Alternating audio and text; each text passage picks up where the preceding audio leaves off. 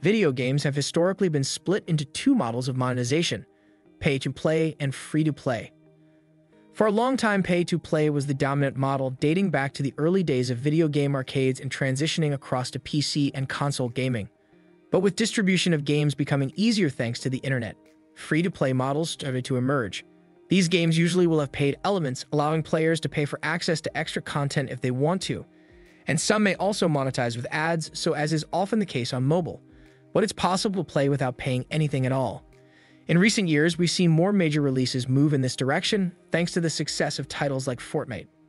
But in the last few months, a new model has started to emerge: play to earn. In this model, players can actually make money themselves through playing the game by translating earnings on the in-game economy into real-life rewards. Hello everyone and welcome back to the Metaverse Economy channel. In this video, I will explain the concept of play to earn video games. You will learn what actual value to expect: money, crypto, NFT, or maybe all of them, and just how lucrative these video games could be in the future. Keep watching and don't forget to subscribe if you want to catch more videos like this. Play to earn allows players to generate a steady stream of crypto income simply by playing the game. Each game's mechanism can differ, but the rewards typically come from staking, farming a game's currency, or generating tradable NFT items. In older blockchain games, users relied mainly on random chances to make profits. Play to earn, however, has created in-game economies and business models where players can work for an income. In the play to earn business model, the game and the developers reward players for putting time and effort into their game. For example, in Axie Infinity, players earn small love potions (SLP). Players need these tokens to breed new Axies, but they can also sell the tokens to other players on the open marketplace.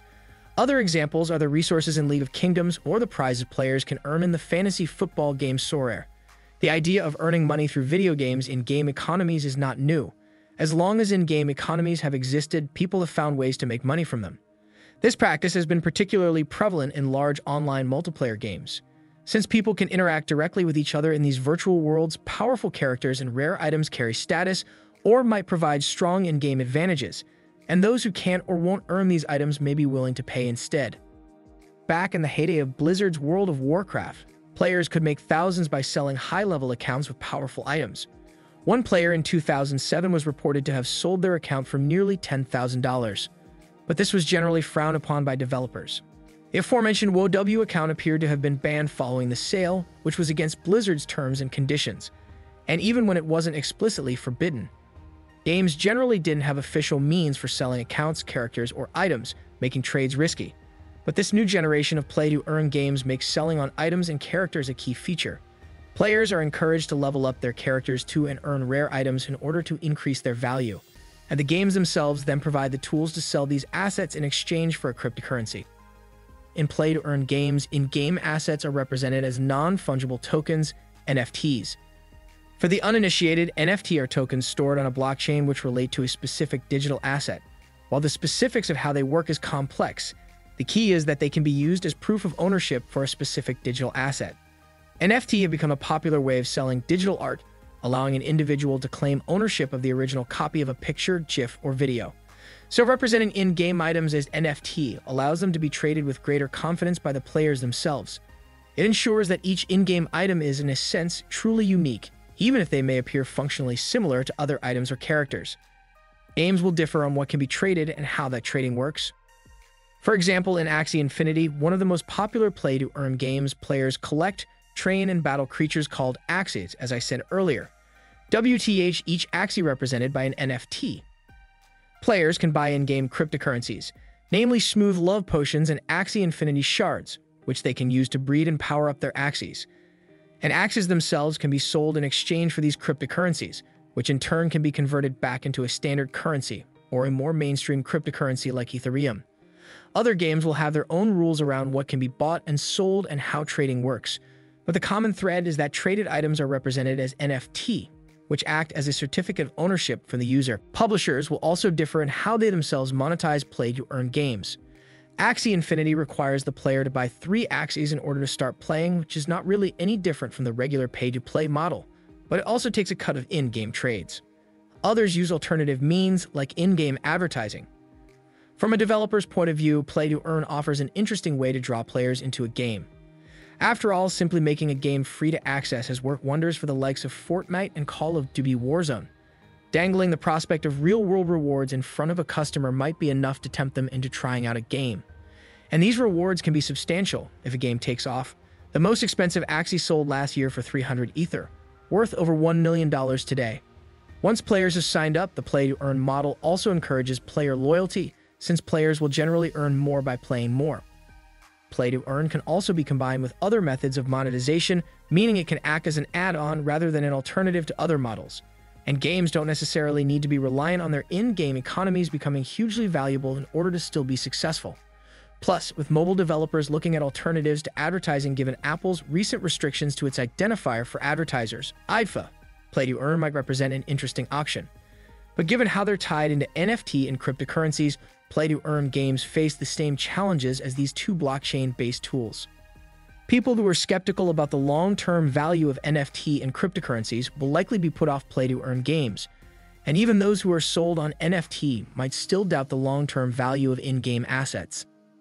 After all, the value of in-game assets really depends on the popularity of the game itself, and very few video games tend to retain big player bases over a long period of time.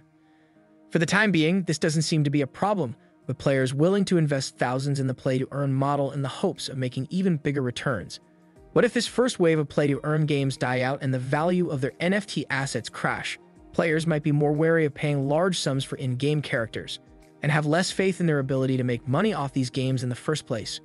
While play-to-earn is still an emerging niche, it could redefine more than just the gaming landscape. In fact, we make the case that it has the potential to change how people interact with and perceive traditional socioeconomic structures like financial institutions, marketplaces, and governments.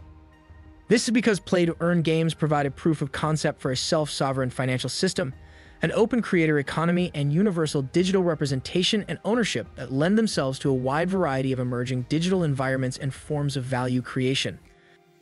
In fact, it seems that play-to-earn games are spearheading a larger trend at play: the increasing convergence of the physical and digital worlds. And with that, the emergence of the legendary metaverse. We see the term metaverse tossed around a lot lately.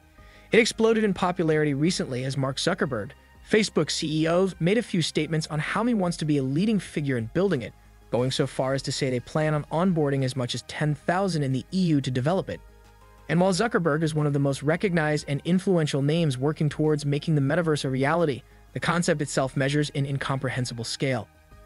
Put simply, the metaverse is a virtual world, a land of a sort, where people would be able to go inside instead of just looking at a flat screen display. It's the internet brought to life with all of its intricacies.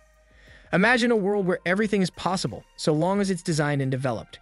It can be described as a world of endless and interconnected virtual realities where people can play, meet, work, and do whatever they want using headsets, AR devices, and other smart gadgets.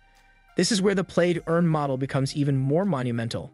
It's a fact that the world is becoming more digital. Just think about how much time you spend on your phone interacting with distant friends and family over messengers. Imagine being able to digitally interact with them through virtual reality. As this grows in popularity, so will the play-to-earn model, because it would provide people with the opportunity to create value and be rewarded in this metaverse. Hence why there's currently a race between billionaires such as Mark Zuckerberg on who will be the first to realize this concept. Thanks for watching, and if you found this video useful, please hit the like button and don't forget to subscribe.